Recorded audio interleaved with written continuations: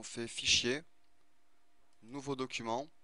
Alors je prends une largeur de 1280 pixels pour une hauteur de 720 pixels. Vous pouvez l'adapter à la résolution de votre écran, c'est à vous de voir. Résolution par contre je prends 300 pixels par pouce en mode RVB 8 bits sur un fond blanc. OK pour valider, l'arrière-plan est verrouillé par un cadenas, je double-clique sur celui-ci et en validant par OK, j'ai déverrouillé le calque.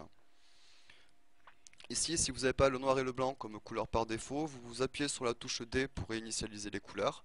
Et avec le noir en premier plan, vous appuyez sur Alt et sur Supprimer et vous remplissez ainsi votre calque en noir. On va créer un nouveau calque. On fait Fichier, Importer. Et je vais prendre cette image que j'ai trouvée sur Google. Vous pourrez la récupérer en passant par le lien que je mettrai sur mon site. C'est une image au format PNG, comme vous pouvez le constater, ça permet de garder la transparence du détourage, ce qui est assez pratique.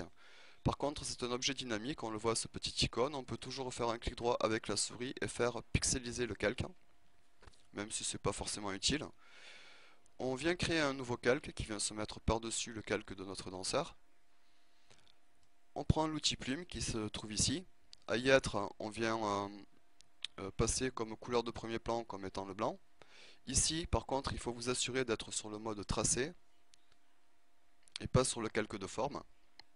Et on va créer un lasso de lumière donc tout autour. Alors pour ce faire, déjà je vais mettre à 100%. Donc je reviens sur l'outil plume. Je vais créer un premier point ici. J'en crée un second, admettons ici. Je maintiens appuyé le bouton gauche de la souris et je fais un cliquer-glisser ainsi pour venir chercher une direction de courbe comme ceci. Je viens sur la jambe ici, je maintiens le bouton gauche de la souris appuyé et je fais glisser pour créer une autre direction. Et ainsi de suite jusqu'en bas.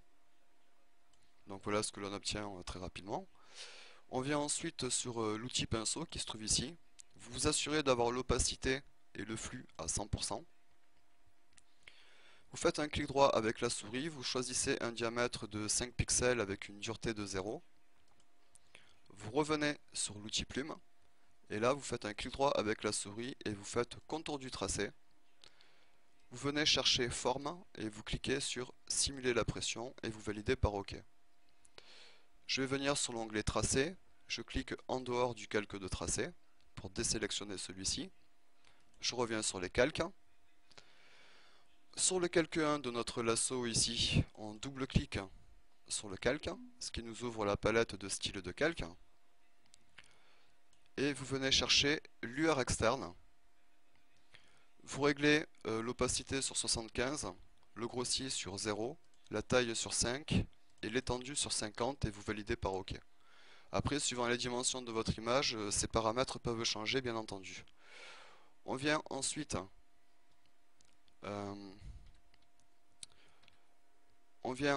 créer un masque de fusion qui se trouve ici. Vous cliquez sur le masque de fusion pour être sûr de l'avoir sélectionné.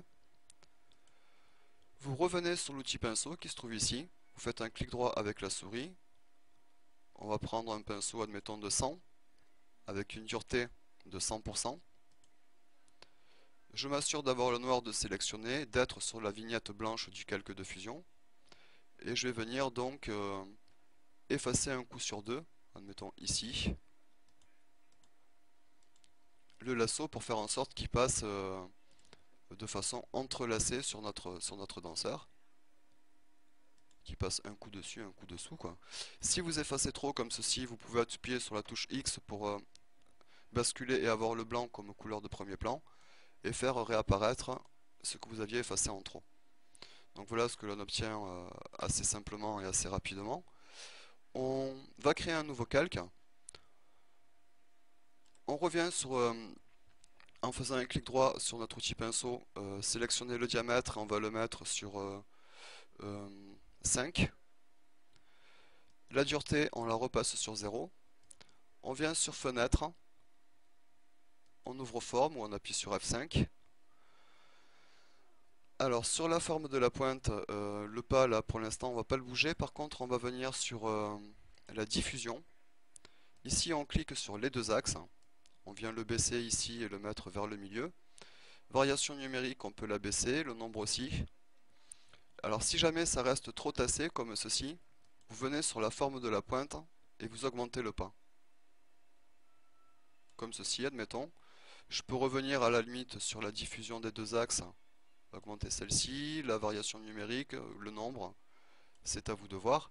Une fois que vous avez fait votre petit réglage, sur le calque 2 donc, vous venez au niveau du tracé, vous appuyez sur le tracé pour le faire réapparaître, vous revenez sur les calques, vous revenez sur l'outil plume, vous faites un clic droit avec la souris et vous faites contour du tracé, forme, simuler la pression, OK, et vous avez donc le petit scintillement qui vient se mettre autour. On revient sur l'outil plume, sur l'outil pinceau, pardon, on refait un clic droit, on va augmenter le diamètre et le mettre à 10.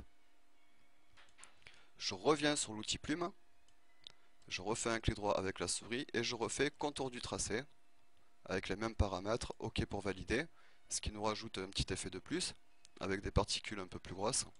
On revient sur le tracé, on clique en dehors du calque pour le désélectionner. On revient sur les calques. Donc voilà ce que l'on obtient. On vient créer par-dessus un nouveau calque. On revient sur l'outil pinceau. On choisit un pinceau de 200 avec une dureté de 0. Et maintenant on va choisir des couleurs. Alors admettons là en cliquant sur le blanc à l'intérieur, ça me permet d'ouvrir la palette des couleurs. Je vais prendre un fuchsia, admettons. Et je viens peindre à coups de couleurs différentes en fait pour donner un effet coloré plus intéressant des parties de mon danseur ou de mon lasso plutôt. Hop. Hop, une dernière couleur, on va prendre un rouge orangé comme ceci. Et je vais mettre ici. Maintenant ce calque là je le passe sur couleur pour obtenir ceci. Je fais CTRL J qui permet de dupliquer ce calque. Vous voyez qu'on a le calque 3 et le calque 3 copie. Et là celui-ci on le passe sur saturation pour obtenir ceci. On va créer par-dessus un calque de réglage teinte saturation et on vient baisser la saturation. Vous pouvez changer la teinte de votre effet. Après c'est à vous de faire vos petits réglages comme bon vous semble. Admettons comme ceci, OK pour valider. Je reviens sur le calque du danseur, Freestyle Dancer, je fais CTRL J pour dupliquer ce calque. Je vais prendre le calque qui est en dessous. J'appuie sur Shift et je sélectionne aussi le calque 0. Une fois que les deux calques sont sélectionnés et surlignés en bleu, je fais un clic droit avec la souris et je fais fusionner les calques. Une fois qu'ils sont fusionnés, je fais filtre, esthétique, soufflerie. Je le mets sur soufflerie avec une provenance de droite et je valide par OK pour obtenir ce genre de petit effet en plus. On revient sur le calque du danseur qui est au-dessus donc de notre effet. Je double-clique pour ouvrir dans le calque pour ouvrir la palette des styles de calque. On va y ajouter une ombre interne que l'on vient mettre sur moins 148 degrés à peu près.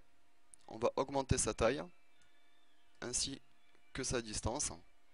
On peut augmenter son maigri, c'est-à-dire la puissance de l'ombre. Et on vient aussi rajouter un satin. On joue sur la distance et sur la taille. Alors je vais baisser la taille plutôt et augmenter la distance. OK pour valider. Et on peut toujours finir en rajoutant ici au-dessus du calque teinte saturation un nouveau calque de réglage qu'on va appeler niveau. Et on vient donc régler les niveaux comme ça nous intéresse en jouant sur les tons foncés, les tons moyens ou les tons clairs pour régler comme on désire notre composition. Admettons comme ceci, OK pour valider. Donc voici ce que l'on obtient en fait comme effet très rapidement.